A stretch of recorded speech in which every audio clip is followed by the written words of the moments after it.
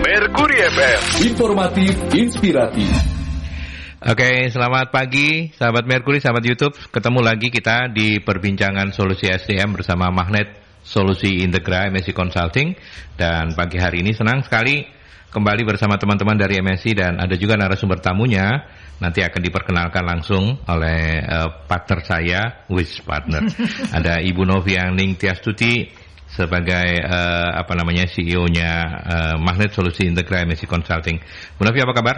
Alhamdulillah sehat baik. Sehat baik ya. Ya, semoga semua sahabat Merkuri juga demikian. Amin. Ini tidak hujan, matahari lumayan. Kemarin hujan ya, mulai hujan, pagi. Iya. Oke, hari ini cerah. Mudah-mudahan kita semua bisa menjalani hari ini dengan sebaik-baiknya. Amin. Kemudian selain Bu Novi dari MSI ada Devi. Dev, apa kabar? Iya, kabar baik Pak. Sehat selalu ya. Sehat. Oke, baik. Silakan diperkenalkan Bu Novi teman lamanya yang diundang. Baik sahabat Merkuri, Mas Aldi dan semuanya. Jadi pagi ini kita kedatangan tamu. Beliau adalah namanya dulu ya. Namanya ini kalau mau di ini kan agak susah gitu ya. Kebetulan karena sudah kenal sejak tahun 87, jadi saya hafal nama. Bu Adin panggilannya ya, tapi Bu nama Adin. lengkapnya Daru Ambaretno Daneswari. Gitu. Beliau lulusan psikologi yang juga Certified Master of Handwriting Analyst kayak gitulah. Gitu. Beliau saat sekarang sebagai manajer dokumen di Cosco Shipping Lines Indonesia yang juga masih satu grup dengan Global Shipping International gitu. Oke, baik. Sebagai branch manajernya. Ya. Apa kabar Bu Adin, Mbak Adin? Sehat? Pagi Mas Aldi. Selamat pagi. Sehat. Sehat ya. Oke, mungkin memang nanti harus lebih mendekat ke mikrofon ya, supaya suaranya lebih menggelegar. Ya, Mbak Adin. Cosco Shipping Lines Indonesia sama seperti tamu-tamu kita yang saya minta untuk memperkenalkan singkat saja bagaimana company profile Cosco Shipping Lines Indonesia.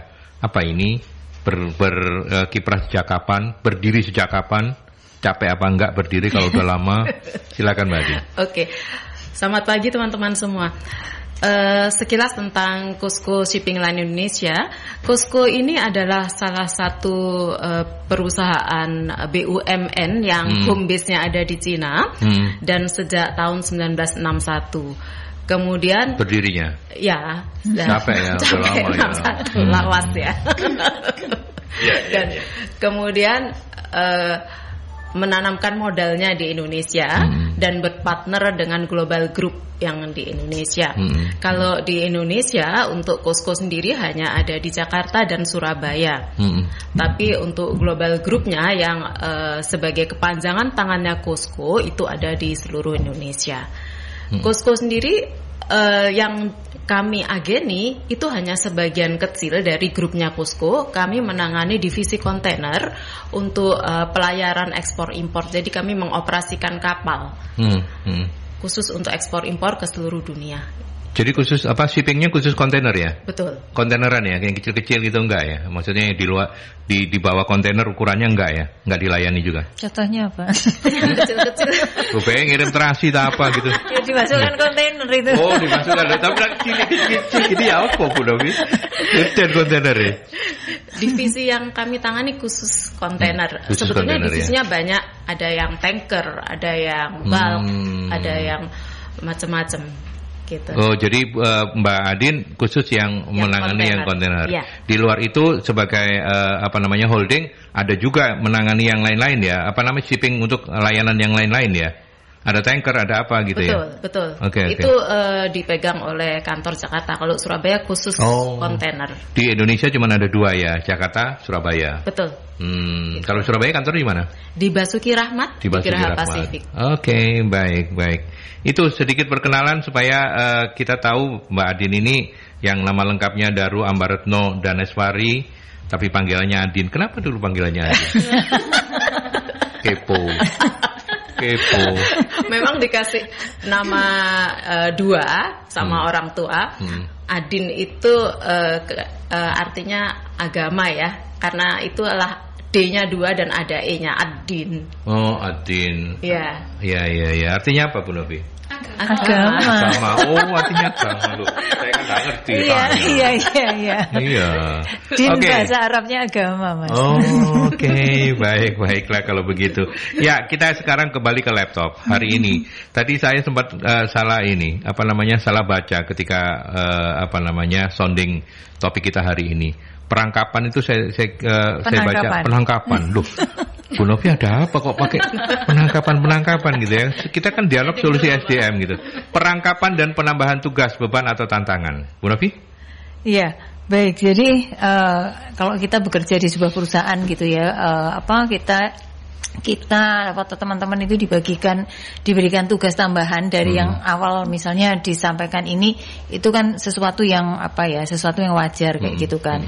Nah, satu ada yang mungkin menganggapnya ini sebagai sebuah tantangan atau peluang untuk kemudian mereka mencoba mengaktualisasikan potensinya. Tetapi mungkin juga bagi beberapa orang yang merasa bahwa ngapain sih gitu, meskipun mereka bisa mengerjakan kayak yang minggu lalu kan ada itu yang dari teman-teman di BLK ketika ada anak magang, loh kamu bisa, ketika diminta ngerjakan yang lain, loh kamu bisa.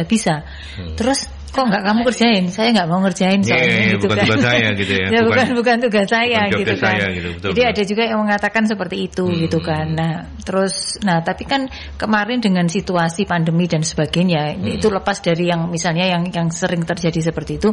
Kemarin ketika pandemi kan kita tahu semua gitu kan bahwa kondisi di tempat kerja itu membuat kita nggak bisa operasi normal gitu kan. Operasi normal karena situasinya menuntut seperti itu, apalagi ada bisnis turun dan sebagainya, sehingga ada pengurangan tenaga kerja gitu kan.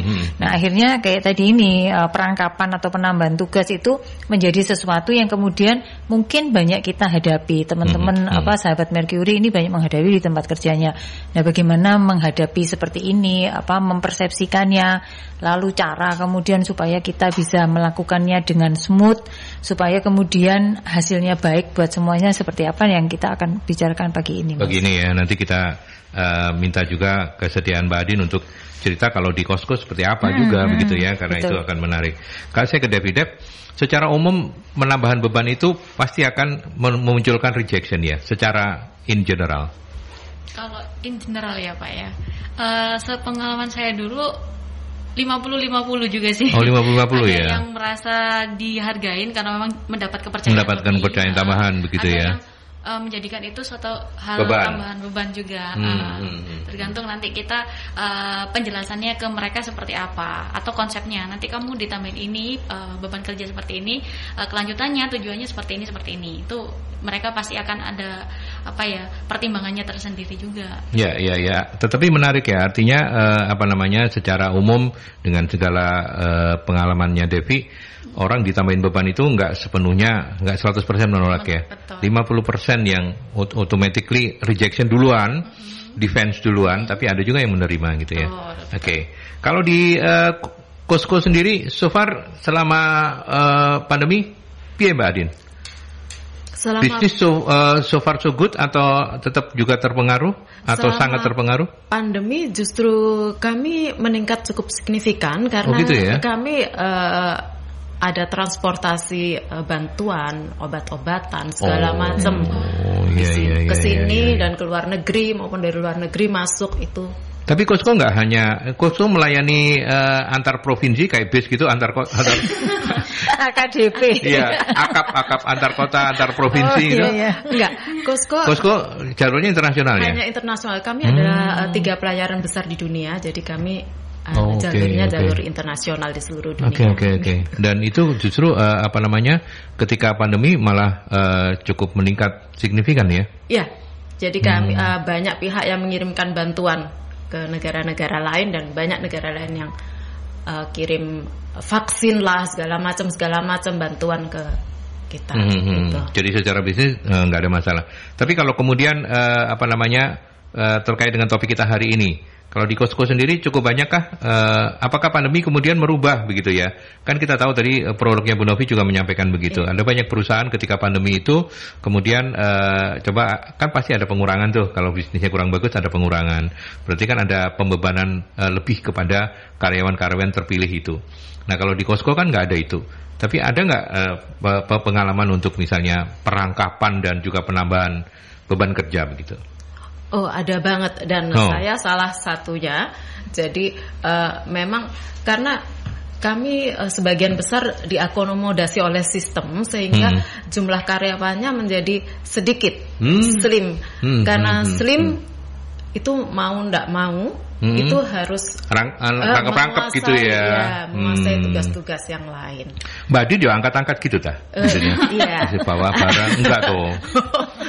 Lo kalau Bu Novi dulu katanya gitu dulu, di Tansil tuh angkat-angkat awalnya. Nyebut merek ya. Duh, enggak apa-apa, wis kadung. Ya. Oh, jadi cukup banyak ya kayak begitu ya. Iya. Misalnya seperti apa? Contohnya kalau saya misalnya ya, saya memang formalnya di dokumen, tapi saya juga ada untuk handle klaim, saya juga handle untuk HR, saya juga handle untuk penyandalan kapal gitu. Jadi seperti itu. Luar biasa ya. Soalnya perempuan sih ya. Menyandarkan kapal itu kan enggak kayak parkir mobil gitu, kiri hop. Kalau kapal itu kan didorong pakai takbot gitu kan ya. Kalau mau nyandar kan ya dorong ini. Mbak Adin yang bagian teriak-teriak, bukan tuh? Saya bagian doa. Oh, namanya Adin ya, makanya. Ya. Oke. Baik, saya ke Bu Novi lagi. Bu Novi, apakah dalam kondisi-kondisi tertentu saja penambahan atau penambahan beban itu dilakukan, atau mungkin memang misalnya dalam kasus tertentu perusahaan kasus positif ya, perusahaan melihat ini potensial ini kita coba nih uji kompetensinya ditambahin gitu, atau gimana sebaiknya? Jadi gini Mas Aldi, saya melihatnya bahwa satu tadi seperti yang di satu sisi kondisi yang seperti di perusahaannya Bu Adin gitu ya. Jadi bahwa memang organisasinya slim karena sudah disupport oleh sistem, sehingga kemudian dari awal itu fungsi, jadi pekerjaan itu lebih ke fungsi gitu ya. Jadi fungsi-fungsi apa yang memang dia harus handle gitu. Nah, fungsi-fungsi itu memang ada yang didetailkan, tetapi kalau misalnya enggak ya sesuatu yang berkorelasi dengan itu yang menjadi porsi atau bagian pekerjaan dari si pemegang jabatan kayak gitu. Jadi memang beberapa pekerjaan yang memungkinkan untuk dilakukan karena semuanya sudah di-handle sistem kan. Ini ceritanya adalah dokumentasi. Kalau semua dokumentasinya sudah di-upload secara online gitu, terus mau diapain kan nggak ada yang perlu dicek gitu kan ya. Iya, makanya tuh bantu nyandar kapal, cari sampingan itu ya. Cari sampingan. Akhirnya kan pekerjaan yang masih related yang masih bisa dikerjakan gitu kan. Berarti fungsi di back office-nya, berarti di fungsi tadi HR juga melakukan. Terus kemudian pemantauan mungkin lalu lintasnya kapal kayak gitu ya, jalur-jalurnya yang mungkin masih dilakukan kayak gitu Mas. Jadi tadi itu, jadi karena memang kita berpatokannya kepada fungsi gitu ya. Meskipun mungkin namanya apa, atau kayak tadi misalnya namanya atau kemudian gampangnya kayak general manager gitu kan. Artinya semua kerjaan yang ini memang di skopnya dia gitu kan. Di sana, nah mungkin disebutkannya di dalam job desk-nya bahwa fungsi-fungsi inilah yang harus dia handle kayak gitu. Itu memang sejak awal sudah didesain seperti itu. Tetapi ada juga kedua yang tidak dari awal didesain by design seperti itu gitu. Tetapi karena ada organisasi melakukan penambahan bisnis lah, terus atau jadi penambahan bisnis itu nambah cabang lah atau tambah apalagi lah gitu ya. Misalnya produknya juga seperti itu. Nah, dari seperti itu memang kan mungkin dilakukan penambahan dari orang yang sudah awalnya mengerjakan itu menjadi ada tugas tambahan lainnya. Seperti itu. Nah, itu ada yang kondisi kedua seperti itu. Jadi dalam perkembangannya kemudian ada tambahan-tambahan pekerjaan seperti itu. Jadi bisa dua ini ya, dua sisi ya. Oke. Kita kembali telepon. Selamat pagi Merkuri. Selamat pagi. Assalamualaikum warahmatullahi wabarakatuh, Mbak Ambar. Kok Ambar, Pak? Namanya ada Ambarnya. Iya. Favorit nama Ambar. Iya, Daru Ambar Retno dan sebagainya. Tahu aja Pak Sumarito. Iya. Semoga silakan, Pak. Ya gini. Mbak ini kan perusahaannya kan kontainer ya, kan? Apa jiwanya itu merah putih apa tidak? Coba gini, kan banyak sekarang karena sepi atau gimana, itu ada yang melanggar peraturan. Bisa ekspor minyak goreng, terus ekspor kendaraan sepeda motor bodong. Satu kontainer banyak kepegangan sepeda motor bodong ke timur. terus banyak hal-hal lain yang apa itu nggak tahu lah, pokoknya aku ngangkut sama yang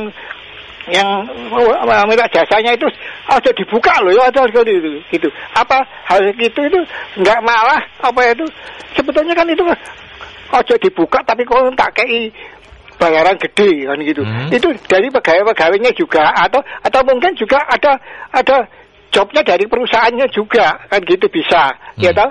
Jadi kan bisa aja hal-hal seperti itu. Jadi jiwa merah putihnya itu ada benur itu ya namanya Bu Susi apa. Benur itu kan juga bisa kalau harus ekspor benur begitu. Itu hal-hal yang harus kan seperti Mbak Ambar ini harus berjiwa merah putih kan. Ya. Terima kasih. Baik. Assalamualaikum warahmatullahi wabarakatuh. Waalaikumsalam. Silakan disiapkan jawabannya. Kita break dulu. Yeah. Saya ke beberapa pesan dulu. Good morning, Mercury Morning Show 96 FM Mercury Surabaya. Mercury FM, informatif, inspiratif.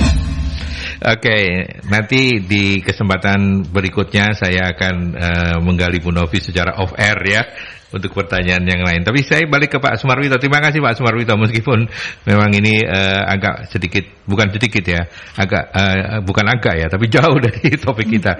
Tapi pertanyaannya menarik karena ini kaitannya dengan merah putih, karena ini kaitannya dengan regulasi begitu ya.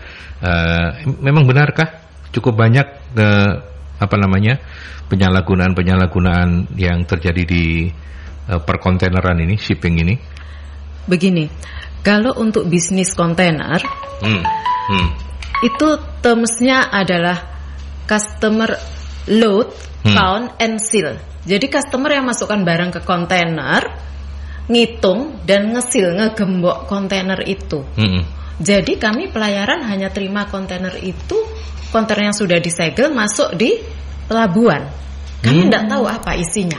Oh gitu ya. Oh iya. Jadi iya. itu adalah hal yang kami hanya percaya dokumen yang diberikan pada kami, hanya itu. Jadi tentang jiwa merah putih itu tadi, tentang pelarangan ekspor, CPO dan sebagainya. Bukan di shipping ya? Bukan di shipping, betul. Di kepabeanan begitu tuh? Betul. Jadi memang ada beberapa kasus yang oleh pihak Bea Cukai ditengarai sebagai sesuatu yang dilarang atau tidak sesuai dengan melanggar aturan. Itu silakan, itu ranahnya Bea Cukai. Tapi kami tidak tahu isinya. Begitu ada di pelabuhan dan Bea Cukai setuju, semua instansi terkait setuju, karantina setuju, dinaikkan ke kapal, sudah. Kami hanya tugas nganter dari pelabuhan sini ke pelabuhan tujuan. Oh gitu ya. Memang semuanya seperti itu ya? Iya. Oh, jadi ranahnya berbeda. Ranahnya berbeda. Yeah. Tapi dirimu merah putih toh, Mbak? Merah putih, Pak. Oh, merah putih, Pak Sumarwito ya. Ya. Tapi menarik Mbak Adin menambahkan. Jadi begitu Pak Sumarwito, aturannya justru malah bukan di shippingnya ya. Yeah. Jadi nggak ada kasus, nggak pernah ada ceritanya shipping itu dituntut karena kontainernya bermasalah gitu, nggak pernah ya? Kontainernya ditahan sebagai barang bukti iya, tapi shippingnya tidak, karena kami tidak terkait dengan perizinan. Izin kami hanya menyandarkan kapal dan kemudian kapal berangkat, izin kami di situ. Gitu. Menyandarkan loh ya, bukan menyadarkan. Iya. Karena kapal nggak bisa pingsan ya. Ya. Oke, Bu Novi ada tanggapan soal merah putih. Dirimu merah putih juga tuh Bu Novi? Merah putih lah. Iya merah putih makanya. Devi juga tuh. Merah putih. Saya biru-biru saya. Merah biru saya. Ya. Ada tanggapan untuk tadi itu shipping tadi. Nah, saya ini tidak ngerti bisnisnya, jadi gitu ya? Percaya sama Bu Adin ya. Dan memang mestinya regulasinya seperti itu gitu. Begitu. Jadi saya terus terang tidak ngerti tentang regulasi itu, pembagian urut-urutan dokumennya terus sampai ke pengirimannya. Saya nggak tahu Mas Aldi gitu. Ya, oke, baik. Kita lanjut kalau begitu ya. Itu Pak Sumarwito ya. Terima kasih Mbak Adin sudah menjawab dengan singkat padat, jelas banget bahkan. Dan sekarang Dev, bagaimana agar penambahan, kalau misalnya ada penambahan tugas begitu ya, misalnya bagaimana penambahan tugas itu bisa kemudian diterima dengan baik oleh karyawan dan tepat sasaran juga seperti yang diharapkan oleh perusahaan? Oke, ini ada 2 case. Ada yang hire baru, ada yang kita nambahin orang internal. Kalau orang internal mungkin dibikinkan konsep developing. Jadi ada pengembangan karir kayak gitu. Karir itu nggak hanya perpindahan posisi jabatan bawah untuk naik satu level lagi, tapi untuk develop kapasitas pekerjaannya juga termasuk perkembangan karir juga di dalam konsepnya pengembangan jabatan juga. Nah, di situ dijelaskan kalau misalnya pada saat ini perusahaan itu akan melakukan efisiensi dalam skop pekerjaan, di mana pekerjaan yang saling berkaitan atau berhubungan itu bisa dijadikan satu yang handle. Kayak misalnya dokumentasi atau ISO digabungkan dengan HR itu bisa, atau ISO dengan quality seperti itu. Oleh itu nanti kita soundingkan di karyawan yang terkait seperti itu sih Pak. Kalau di hire pertama malah lebih mudah. Jadi kita hire orang, kita kasih share untuk skop pekerjaannya, tugas dan tanggung jawabnya. Jadi kita nggak sebutkan oh ini divisi ini divisi ini, kamu nanti handle 2 divisi. Nggak seperti itu. Tapi memang skop pekerjaannya meliputi ini sampai ini. Meskipun pada umumnya itu dibagi menjadi 2 divisi, tapi di perusahaan ini dijadikan dalam satu posisi, yaitu sah-sah aja karena kan dari awal sudah dikasih tahu untuk skop pekerjaannya. Dan kita pastinya kalau hiring orang baru kita akan menyesuaikan kualifikasinya juga sama personalnya tadi, kayak gitu sih Pak. Ya, oke. Kalau di Costco sendiri seperti apa Mbak? Apakah memang penambahan beban itu menjadi bisa dilakukan sewaktu-waktu, atau seperti kata Bu Novi tadi, seperti kata Mbak Adin di awal tadi bahwa kalau di Costco yang namanya rangkep-rangkep sejak awal udah rangkep-rangkep. Tapi di tengah perjalanan mungkin nggak misalnya, ini Mbak Adin ngelihat, ini potensial banget nih anak nih, bisa dikader gitu. Coba deh kita uji kompetensinya dengan tambahan. Ada seperti itu atau monggo cerita? Ya, jadi seperti yang tadi disampaikan Devi, ada kompetensinya kita bisa pada saat kita rekrut pertama kita sudah sampaikan bahwa tugasmu adalah ini dan ini, gitu ya.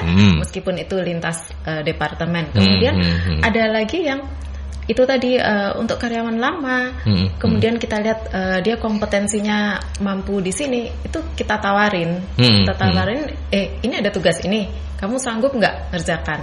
Oke, kalau dia sanggup, kita jalankan, gitu.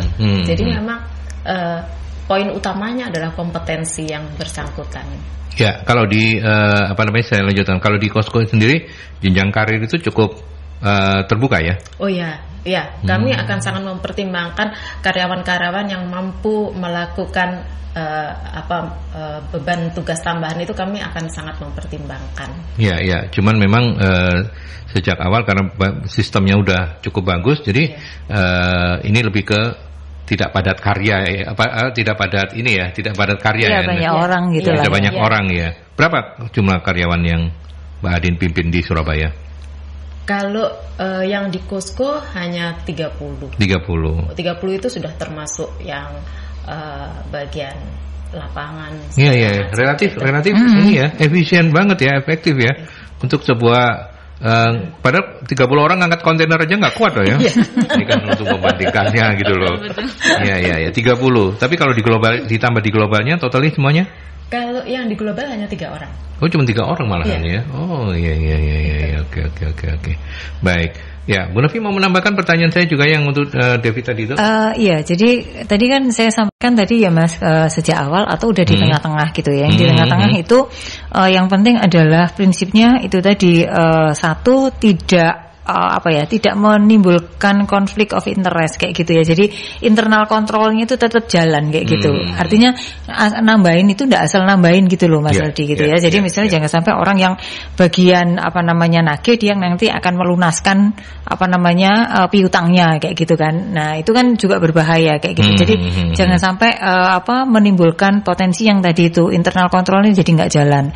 Prinsipnya seperti itu. Kalau yang terutama di dalam fungsi-fungsi di dalam tugas tugasnya. Kayak tadi Dewi sebutkan bahwa kalau orang HR kemudian masih ngerangkap perusahaannya di ber-ISO, ada yang namanya manajemen representatif gitu ya, ngurusi ISO atau dokumen kontrol, itu ngurusi dokumen-dokumen yang berkaitan dengan ISO. Nah, itu masih memungkinkan kayak gitu. Terus kemudian juga misalnya tadi itu orang ISO juga di bagian nggak ditempelkan di HR, tetapi fungsinya karena ada kaitannya dengan fungsi-fungsi quality dan sebagainya gitu, maka dimasukkan ke tempat digandengkan dengan divisi QA atau QC kayak gitu. Nah, itu memungkinkan kayak gitu. Pokoknya nggak internal menimbulkan konflik internal, betul seperti itu. Lalu yang kedua, Mas, ini konsepnya adalah job. Kalau orang bekerja di satu bagian itu idealnya tidak dalam setelah 3 tahun setelah dia ada di posisi itu, dia harus berpindah di pekerjaan yang lain. Untuk pengembangan dirinya juga gitu. Satu yang untuk kaitannya dengan dia ini adalah untuk pengembangan dirinya. Karena apa? Itu tadi bisa jadi mulai saat itu kalau organisasinya tidak besar, maka dia bisa dikatakan tadi dikasih beban tugas, tetapi konsepnya adalah job enrichment atau enlargement. Artinya beban kerjanya memang dia ditambah supaya kemudian dia belajar hal-hal yang baru. Dan ini kalau tadi dari segi pribadinya dia tadi itu untuk mengoptimalkan posisinya kompetensinya. Dari sisi perusahaan sebenarnya kita mau ngelihat apakah kan gini, kalau orang mau naik ke posisi yang lebih tinggi yang fungsinya lebih general, dia harus menguasai beberapa bidang kan. Kayak gitu. Nah, kalau dari sisi manajemen dia sedang menyiapkan si karyawan ini untuk kemudian tadi itu lebih siap dengan posisi-posisi atau tugas tanggung jawab yang lebih tinggi dari itu, dari yang sekarang kayak gitu, Mas Aldi. Oke. Baik. Teman-teman di Posko membantu saya untuk menyapa sahabat-sahabat Merkuri yang sudah mengirimkan sharingnya melalui WhatsApp ya di 0817300096. Silakan kalau Anda mau menelpon boleh di 0315620096 seperti Pak Sumarwito. Mbak Vina atau Bu Vina, selamat pagi. Dalam kondisi seperti apa penambahan tugas bisa dibebankan pada karyawan? Dan apa kualifikasi karyawan yang bisa ditambahi pekerjaan? Saya ke Mbak Adin dulu. Kalau di Kosko seperti apa? Dalam kondisi seperti apa penambahan tugas bisa dibebankan kepada karyawan? Dan kualifikasi karyawan seperti apa yang dipilih, kira-kira kayak begitu intinya? Yang jelas seperti yang kita kembali ke yang tadi adalah kompetensi karyawan itu. Kompetensi karyawan tuh kondisinya dia sudah dengan tugas utamanya dia sudah mumpuni nggak? Kalau dia belum mumpuni ya nggak bisa dong ditambahin. Tapi kalau dia sudah menguasai tugas utamanya dan kemudian tugas barunya itu masih ada keterkaitan, itu masih bisa. Jadi kalau ditanyakan dalam kondisi yang kemudian menurut HR manajernya itu, ini orang dengan tugasnya yang selama ini excellent dan kayaknya dia masih punya banyak waktu nih untuk kita tambahin kompetensi yang lain gitu ya. Iya, betul. Gitu. Kalau di Kosko seperti itu ya. Oke. Dev mau menambahkan? Perusahaanmu namanya apa? MSI, Pak. Oh, MSI ya? Magnet Solusi Integra. Oh, tak kira kamu mau jual yang lain kayak MSI ya? MSI dong, Pak. Enggak, tapi dalam kondisi seperti apa? Sama seperti kata Mbak Adin tadi. Benar, harus disesuaikan dengan kompetensi karyawannya. Jadi kalau di MSI maupun di tempat saya sebelumnya juga ya, di beberapa pengalaman sharing juga dengan teman-teman, mereka itu seringkali ngasih jatah waktu untuk karyawan potensial itu 1-2 tahun untuk mempelajari dan mendalami pekerjaannya itu. Nanti dinilai dari 2 tahun itu, kalau dia sudah bisa survive dengan pekerjaannya, sudah bisa istilahnya sudah ada achievement, baru di tahun ketiga si HR ini bikin konsep untuk penambahan beban kerja. Artinya kayak gitu. Karena apa? Kalau semakin lama kita bekerja atau handle satu pekerjaan, itu ibaratnya nih awal mula mungkin kita akan keteteran belajar terus gitu, lambat laun kita akan semakin ahli. Lah kalau sudah ahli dia sambil diem aja udah selesai kerjaannya. Ibaratnya kasarnya kayak gitu. Dukun kan. Ting gitu sudah selesai, betul. Nah, Bu Novi masih kayak gitu. Iya, Bu Novi sudah ting udah selesai. Ting Devi datang sendiri, ting Kevin datang sendiri. Ya, Bu Novi ini. Nah, di tahun-tahun itu lah waktunya si HR nambahin beban kerja. Karena apa? Ini sudah waktunya nih si A ini untuk belajar hal baru lagi. Mungkin di potensi di pekerjaan yang masih ada di dirinya. Potensi kompetensinya tadi. Dia ketika mempelajari hal baru itu dia meningkatkan motivasi juga. Oh, ini hal baru nih. Jadi nggak butuh pindah kerja, tapi dia sudah dapat challenge baru juga. Oke. Bu Novi cerita dong, ting tadi itu kayak gimana? Ting. Padahal Pak Adi yang bilang ting tadi ya. Bu Novi ini kok ting gini kok tangannya kok. Kalau saya gini loh. Jadi artinya gini, yang dimaksud ting tadi itu kan tadi Devi sudah jelaskan ya. Jadi kita masih adaptasi lah yang awal dengan pekerjaan, lama-lama kemudian kita makin tahu pekerjaan kita. Nah, orang makin tahu pekerjaannya itu kan artinya dia bisa berimprovisasi gitu ya, selama tidak melanggar loh ya Mas Aldi. Berimprovisasi untuk melakukan improvement atau perbaikan-perbaikan di cara kerjanya supaya menjadi lebih baik, lebih efektif kayak gitu kan. Maksudnya seperti itu tadi, sehingga kemudian mengerjakan menjadi lebih mudah gitu kan Mas. Yang dimaksud tadi seperti itu. Nah, saya mau nambahin lagi terkait dengan penambahan tadi beban kerja supaya kemudian tepat sasaran. Tadi sebabnya sudah diceritakan. Nah, supaya tepat sasaran ini tadi sesekali mungkin perusahaan juga perlu melakukan ini tadi analisis beban kerja. Artinya kita ngelihat nih benar-benar apakah beban kerjanya ini masih memungkinkan untuk ditambah dengan improvisasi tadi cara kerja yang harusnya yang sudah dilakukan seperti itu. Artinya supaya kemudian jangan sampai karena ditambahi beban kerja yang tujuannya tadi mengembangkan diri, menyiapkan orang ini jadi lebih baik, supaya kemudian dia makin engage dengan perusahaan. Artinya dia dengan tantangan pekerjaan baru kan biasanya juga kita nanti perusahaan pasti akan ada tambahan kan Mas, tambahan penghasilan atau apa karena sesuai dengan beban pekerjaannya kan. Seperti itu kan, makanya kalau dinilai bahwa perubahannya ini signifikan pasti kan ada sesuatu yang ditambahkan, nggak tahu namanya tunjangan apalah kayak gitu, atau mungkin secara jabatan juga menjadi lebih tinggi seperti itu kan, bisa jadi seperti itu. Nah itu tadi dilakukan analisis beban kerja supaya kemudian tadi tujuannya tercapai. Artinya jangan sampai kemudian jadi yang sebaliknya, orang jadi fatigue kayak gitu kan, jadi burnout, terus malah sering terjadi kecelakaan kerja yang seperti itu. Atau bisa jadi malah biaya SDM tidak terkendali karena misalnya banyak lembur-lembur kayak gitu. Jadi akhirnya kan jadi blunder gitu loh Mas Aldi kayak gitu. Oke. Kita break lagi ya para narasumber, dan kita akan lanjut untuk sesi yang terakhir setelah pesan-pesan sahabat Mercury. Informatif dan inspiratif. Mercury Morning Show 96 FM Mercury Surabaya.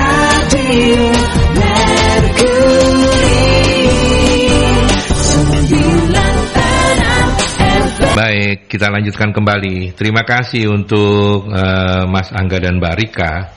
Kenapa saya gabung pertanyaannya, karena kurang lebihnya sama. Kalau Mbak Rika begini, nambah kerjaan, nambah salary nggak masalah katanya.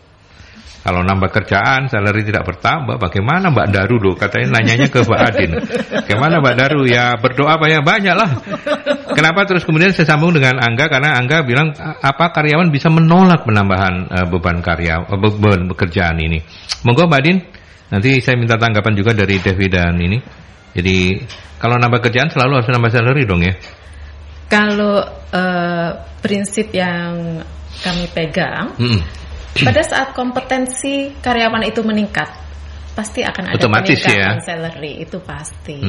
Dan lagi pula di tempat kami itu ada penilaian ya, ada appraisal itu setiap 6 bulan. 6 bulan ya? Setiap 6 bulan, jadi rapotan 6 bulan itu. Jadi dari situ kita akan lihat kompetensinya sudah naik atau enggak. Kalau kompetensi naik ya pasti dia salary-nya ada pertimbangan. Iya, dan penambahan beban itu selalu kepada mereka yang kompetensinya naik dong ya. Iya. Nah mungkin enggak kan ya.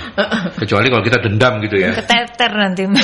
Iya, kalau enggak keteter. Kecuali kalau kita memang mau membina sakan gitu ya. Kan terus aja dia gitu ya.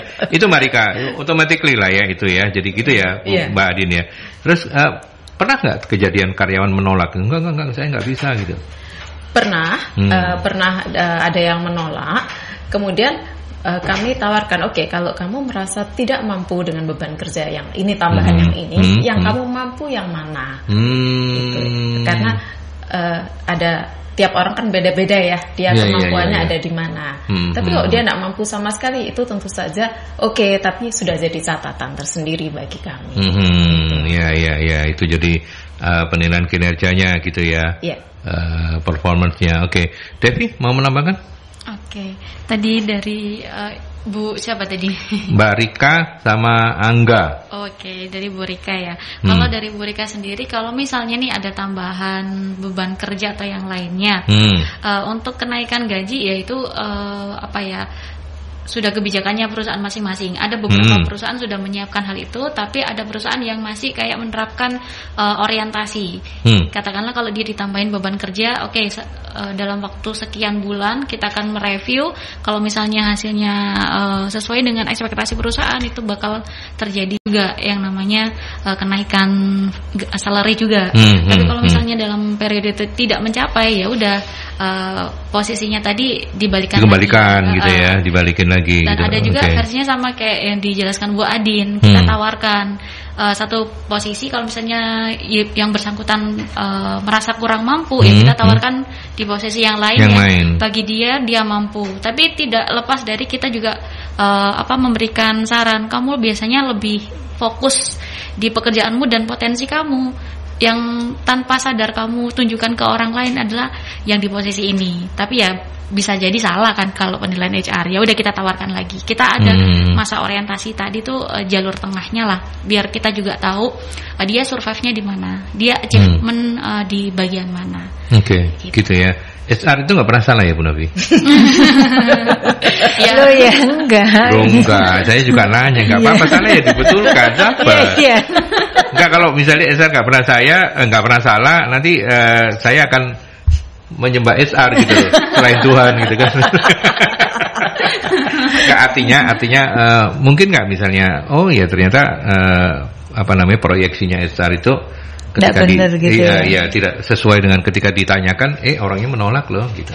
Ya, itu bisa jadi Mas, orangnya menolak karena konsepnya sih sebenarnya itu tadi ya, penjelasan yang kemudian membuat orang ini jadi tahu kenapa ini ditambahkan ke dia kayak gitu. Seperti itu. Dan yang paling gampang misalnya kalau misalnya tidak ada kaitan dengan penambahan gaji, yang kita sampaikan adalah persiapan dia untuk karir yang lebih bagus gitu. Karena pasti perusahaan punya mau tertulis tidak tertulis, sebenarnya kita sudah tahu bahwa ini bisa dikembangkan gitu. Kalau bisa dikembangkan, berarti dia di awal harus menguasai apa dulu lah. Menguasai apa dulunya itu yang tadi dijelaskan oleh Devi, sebagai diberikan orientasi, masa orientasi untuk itu tadi gitu Mas. Menyiapkan dia supaya kemudian makin makin siap dengan posisi yang atau beban pekerjaan tanggung jawab yang lebih besar lah kayak gitu. Seperti itu. Jadi kalau ini mungkin tadi ya, beban kerja jangan dilihat bahwa list pekerjaannya, tetapi bagaimana kita pekerjaan itu supaya kemudian menjadi lebih simple seperti itu. Kita ini perlu melihat gitu loh Mas, perlu melihat lagi apakah fungsi-fungsi ini masih bisa dilakukan dengan cara yang lebih bagus gitu. Misalnya kita bisa usulkan sebenarnya, ini kalau misalnya berulang-ulang kayak gini kan ada beberapa pekerjaan yang kadang itu dikerjakan berulang di tempat lain juga gitu. Maksudnya si A ngerjakan, si yang C yang sana ngerjakan kayak gitu kan. Jadi ini tugas sebenarnya atasan untuk melihat lagi fungsi-fungsinya ini sudah benar atau belum gitu. Karena kalau ada satu fungsi yang ternyata tadi di perangkapan ini ya udah dikerjakan di sana, yang sini nggak usah ngerjakan yang pekerjaan tadi tetapi kemudian dia ditambah dengan tugas lain yang lebih baru kayak gitu, yang lebih sesuai dan relevan. Oke. Ini ada yang lagi bingung, silakan ditanggapi 3 narasumber saya. Mbak Evi namanya, tugas saya di kantor itu bertambah banyak, salary dan bonusnya juga ada. Saat WFH dan new normal, kerjaan seolah tidak ada selesainya. Saya bingung, ini tantangan apa beban ya kan? Karena seakan-akan membuat saya kehilangan waktu. Ke Devi dulu. Kehilangan waktu. Berarti ini yang perlu dibangun terlebih dahulu adalah motivasi dulu, biar motivasinya tumbuh lagi. Kemudian beliaunya bisa manajemen waktunya biar, itu jam sekian sampai membuat dia nggak kehilangan waktu ya. Biar dia mungkin karena bukan masa orientasi, masih adaptasi kali ya dari beban kerja yang tadinya sudah beliau handle secara ahli, kemudian ada tambahan lagi, jadi beliau masih istilahnya merabah komposisi yang tepat untuk waktunya. Ini harus saya kerjakan kapan, ini yang saya selesaikan ini duluan yang mana kayak gitu, itu masih meraba-raba. Jadi dinikmatin aja sambil di handle motivasinya agar tidak turun. Karena Pak, kalau misalnya motivasinya sudah kalah, turun, itu bisa jadi time manajemennya juga ikutan random juga. Iya, karena beban atau tantangan itu kan cuma ada di pikiran yang bersangkutan gitu ya. Benar. Mau dianggap tantangan iya, dianggap beban ya iya. Betul. Gitu. Gimana Mbak Adin? Kalau yang disampaikan Mbak Evi tadi seolah-olah dia merasa habis waktunya. Antara lain itu bisa dikupas dulu. Apa sih yang dia kerjakan, itu dikupas satu dikupas. Kemudian yang tadi disampaikan Bu Novi, ada nggak pekerjaan yang double dikerjakan di tempat lain? Kalau ada ya sudah, harus siapa yang harus mengerjakan. Itu salah satu untuk mengurangi keluhannya karena kehabisan waktu, ya itu tadi kupas dulu. Mungkin ini ada kaitannya dengan WFH dan new normal begitu ya, kerjaan seolah tidak selesainya. Ya, ketika WFH kan ya kita tahu beberapa keluhan itu kan ternyata kerja di rumah itu malah kesannya itu nggak selesai, nggak ada habisnya. Iya. Betul ya, itu ya kira-kira kayak gitu ya. Bu Novi mau menambahkan barangkali? Untuk Bu Evi sebenarnya tadi itu ya basicnya itu sudah benar. Basicnya sudah benar, artinya mau menerima tantangannya kan, mau menerima, dan sebenarnya kalau saya tangkap mau berusaha untuk menyesuaikan atau beradaptasi gitu.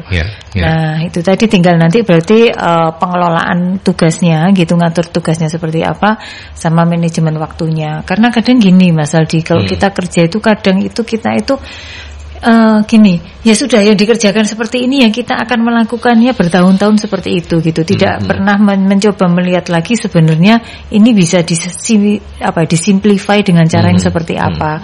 Atau sebenarnya juga Bu Evi bisa memberikan saran ke manajemen, misalnya nih beberapa pekerjaan ini sebaiknya disederhanakan dengan cara apa. Karena sebenarnya ketika kemarin pandemi kita itu jadi yang agak-agak gaptek gitu ya, nggak terlalu melek teknologi, itu jadi mau nggak mau dipaksa gitu kan, nggak biasa nge-zoom jadi nge-zoom gitu kan. Artinya ini sesuatu yang kemudian baru, terus kemudian kita nggak biasa nyimpen data di Google Drive, biasa nge-review data itu manual gitu ya, dioret-oret pakai tanda tangan gitu kan. Itu kan sekarang kemarin ketika kemudian pandemi itu menjadi hilang semua. Nah, yang cara-cara seperti itu mestinya kalau saya berpikir pasti akan banyak efisiensi yang bisa dilakukan dengan kita mencoba, ini bisa ditelaah, dikerjakan dengan cara seperti apa, dengan cara yang lebih sederhana seperti yang tadi diceritakan oleh Bu Adin juga. Ya, oke. Kita terbatas waktu juga, tapi saya ingin menanyakan ke Mbak Adin, dan mungkin silakan dikomentari kalau Devi dan Bu Novi nanti mau mengomentari. Untuk karyawan yang sudah lama bekerja nih di perusahaan begitu, tapi kemudian kompetensinya itu cuma dominan di satu bidang gitu, rasanya ini nggak bisa diapa-apain. Nah terus apa yang bisa dilakukan ketika menghadapi karyawan yang seperti ini? Saya percaya bahwa setiap orang itu pasti punya kemampuan lain. Oh gitu ya. Jadi katakanlah garis besarnya, dia nggak bisa ngapa-ngapain lagi. Dikasih tambahan tugas yang tidak terlalu krusial, gitu. Tapi itu cukup penting, gitu. Misalnya untuk dia untuk masalah dokumentasi perusahaan, misalnya untuk masalah pajak lah, IMB itu kan dokumen-dokumen perusahaan itu perlu filing khusus, betul. Itu yang sepele-sepele gitu. Nah itu saya rasa masih bisa lah. Jadi kita harus pilih tugas yang masih sesuai dia kerjakan. Pasti tiap orang tuh punya kemampuan yang lain kok, nggak cuma satu aja. Cuma dianya aja mungkin menutup diri, enggak deh aku nggak mau. Nah itu bisa. Bukan tidak mungkin yang bersangkutan sendiri yang memang nggak ingin berkembang begitu ya. Kalau sudah nggak bisa diapa-apain, diapakan tadi Bu? Dibina. Itu bahasanya Mas Aldi. Oh iya Bu, iya. Saya Dewi sekarang. Ibaratnya kalau di dunia HR atau development SDM itu ya Pak ya, ada beberapa case orang itu punya multitasking, bisa memiliki dua kompetensi atau dua kemampuan dalam satu industri kayak gitu. Tapi ada orang yang dia mau mendalami satu bidang, kayak misalnya nih kalau saya dulu di PMA, orang Jepang itu satu bidang harus menekuni itu sampai istilahnya akhir hayat. Jadi bidang itu terus jadi didalamin, yaitu namanya spesialis. Lah kalau misalnya spesialis itu apakah dari dirinya sendiri dari lahir atau dia bisa dibentuk?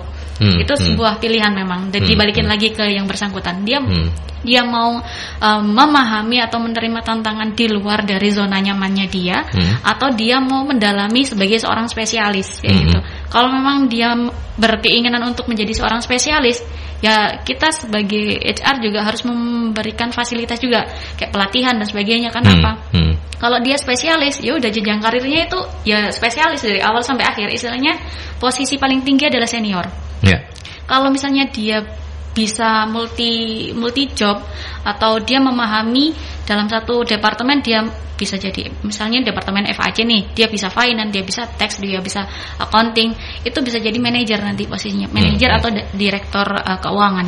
Tapi kalau misalnya dia spesialis, ya udah dia dari awal sampai akhir mungkin dari admin finance, kemudian staff finance, habis itu senior finance itu sampai dia misalnya ngoyot di situ. Iya. Ngoyot. Iya. Itu bahasanya Devi, bukan bahasa saya. Supaya nggak ngoyot gimana? Supaya nggak ngoyot. Jadi kalau tadi kan sebenarnya kayak di tempat Bu Adin ini sudah dilakukan kayak penilaian setiap 6 bulanan. Nah masa itu sebenarnya bisa digunakan untuk kita bicara dengan dia kan, jadi melakukan proses coaching lah atau feedback lah kayak gitu, sehingga kemudian memastikan bahwa si A ini apakah kita bisa identifikasi dia ini mau atau orang mengatakan tuh gampangannya tuh mau atau dan mampu gitu loh Mas. Jadi sebenarnya dia punya kemauan enggak gitu, atau ya udah kemauannya enggak ada kayak gitu. Karena atau terus yang kedua mampu, kalau misalnya tadi memang karena kemampuan ya sudah dia diperdalam di bidang itu aja gitu, menjadi spesialis gitu Mas. Karena ada orang-orang tertentu yang mereka itu happy ketika kemudian mereka makin dalam menguasai sebuah bidang kayak gitu. Tapi ada orang yang dia sukanya generalis gitu. Jadi dia akan menyelesaikan masalah-masalah yang dari berbagai bidang yang sifatnya kemudian lebih makro, lebih global kayak gitu. Buat perusahaan mana yang lebih menguntungkan? Sebenarnya dua-duanya menguntungkan. Dua-duanya menguntungkan, tetapi jumlah spesialis di perusahaan memang tidak terlalu banyak. Gitu, kalau semuanya spesialis lah ya puyeng ya. Iya, banyak banget gitu ya. Spesialis nyoder, spesialis benerin apa gitu, jadi banyak. Ya, oke. Baik, kita closing statement saja dengan yang kita bicarakan ini agar win-win solution, agar semua happy gitu ya, sama-sama happy. Piye Mbak ke kiat-kiatnya? Jadi penambahan beban itu tidak kemudian ada rejection, tapi semuanya perusahaan happy, karyawan happy. Apa yang harus diperhatikan sebagai closing statement, Mbak Adin?